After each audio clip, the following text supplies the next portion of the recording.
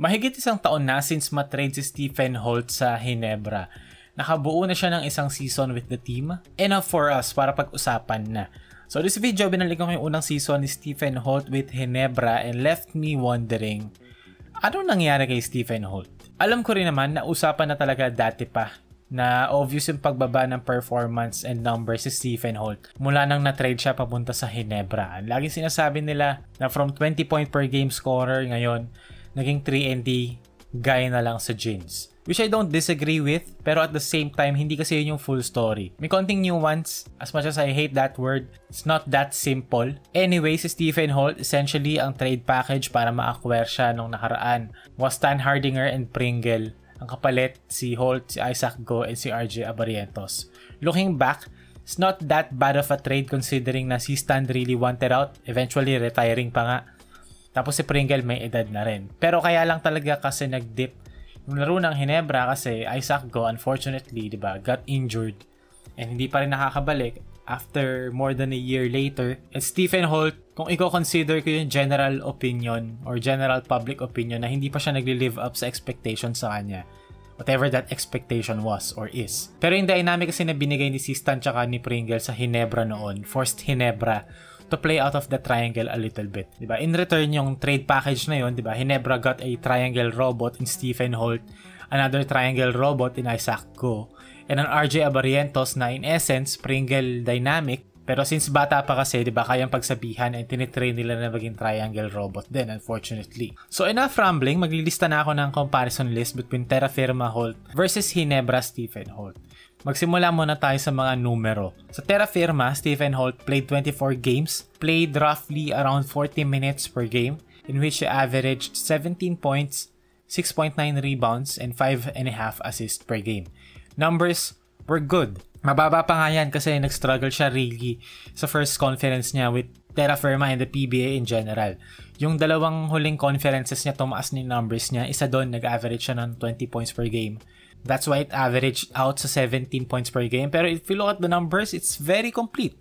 17 points, halos 7 rebounds, 5.5 assists. Pang BPC level numbers to. Or pang, diba, fringe MVP numbers. He also shot the ball quite well sa season na to. 45.1% from the field and 33.8% from 3. Yes, I know 34% is not that good globally. Pero sa PBA standards, that's average. Above average pa nga kasi around 31 to 32 ang average. Now, if we're going to look at the Ginebra numbers, 70 games nilaro niya. So, mas mataas. Mas maraming, sample size. So, we can say na ito yung mas accurate. Pero of course, we're going to talk about, why the numbers plummeted. Anyway, sa Ginebra, he played roughly around 35 minutes per game in which he averaged 11.6 points, 5.1 rebounds, and 3 assists per game. Bumaba talaga yung numbers.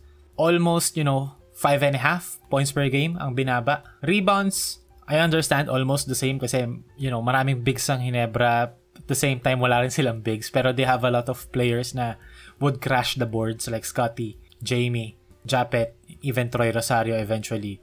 Pero yun, makikita natin yung assist talaga, bumaba 2.5 per game. Doon natin makikita na nawala talaga yung bola sa kamay ni Stephen Holt.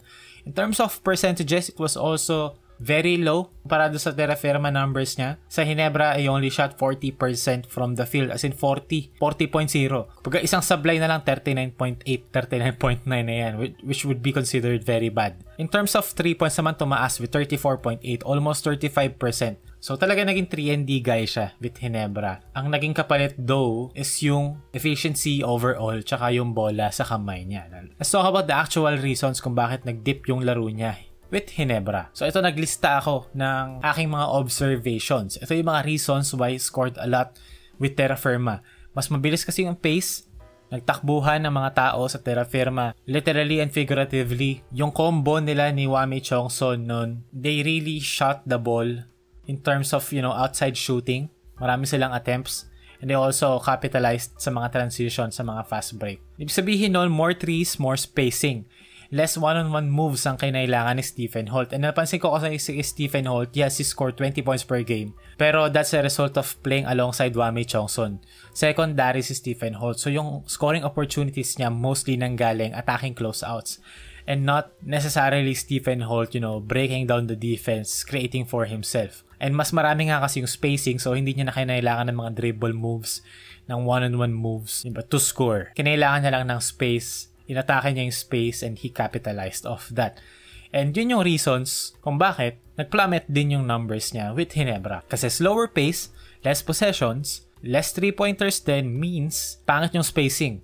And mas kailangan niya ng one-on-one moves para makapag, get around the defense, which he doesn't have. And ang only shot creator with Ginebra is not Scottie Thompson, it's not Maverick Ahanmisi, it's RJ Abarrientos, na nililimit din nila, ironically. And with Ginebra kasi, they expect him to be a defender first. So, merong subconscious effect kasi yan sa utak ng isang player na kapag ang expectation sa'yo is defense, you tend to be more passive offensively kasi you're saving up energy or you're using a lot of energy sa defense. And I think he also knows na meron namang ibang players who can score. Pero in reality, kailangan niya talagang umiscore. Anyway, since bored ako at wala rin namang video topics na magawa as of the moment kasi dry season sa basketball ngayon, sinayang ko na lang yung isang buong araw ko para sa 30-second graphic na to na inedit ko sa After Effects.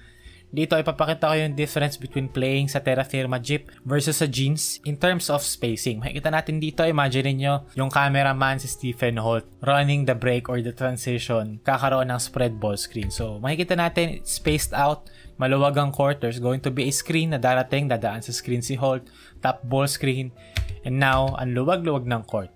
Merong isang buong court available for Stephen Holt to create and make magic. So kumbaga kung ikaw si Holt na wala ka rin namang one-on-one moves like a Terence Romeo or a Stanley Pringle na mas downhill player ka, this is heaven for you. You have all the space to create and that's why mas madali yung buhay niya with Terra Firma Jeep.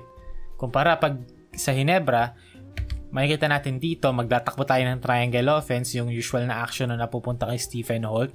Pass to the wing, magka-cut through siya, okay, punta sa corner, magbabanana cut ngayon yung nasa tok-tok, bibigay kay Stephen Holt sa corner, there's going to be an empty side ball screen here, and makikita natin, ang daming tao in the way, ang sikip-sikip. Paano ka ngayon magkikreate dito sa ganitong situation? So you have one-on-one, or rather you have to use your one-on-one moves, you have to get by the defense in order to create, or pinakamadali, ipasa mo na lang. And that's why he doesn't want to shoot. Ang hirap pa nga maghanap ng mga pictures na naka-shooting motion siya. Speaking of bad spacing, makikita natin dito, ito yung in-explain ko kanina sa graphics.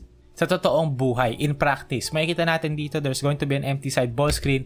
Sa sobrang sikip ng court, nalilimit ngayon si Stephen Holt to a few things lang sa arsenal niya na pwede niyang puntahan. Either, magpa-floater siya na awkward, which was the reason kung bakit 40% lang siya kasi ang sikip eh. He was forced to shoot difficult and uncomfortable shots kasi masikip yung loob ng court and wala siyang space to really, mag-manifest yung moves niya. Dito, attacking John Murray Fajardo sa pick and roll pero may nakaharang na Troy Rosario dito sa kabila. Diba? So Stephen Holt, wala siyang choice kundi mag-pass out na lang.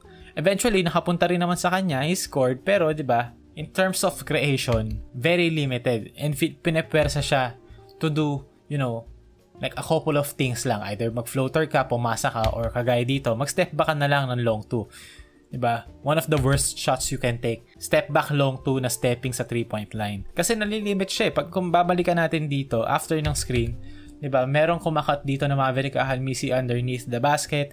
May Troy Rosario na nakaharang sa driving lane. Si Scottie Thompson nakaharang din sa top of the key na yung defender ni Scottie nakaabang na para sarahan. Diba? Imagine nyo lang, andito si Scottie, si Troy andito, si Maverick nasa corner. Ang luwag-luwag niyan. Pero hindi yun yung case. So, napepersa si Stephen Holt, to step back, to shoot awkward floaters.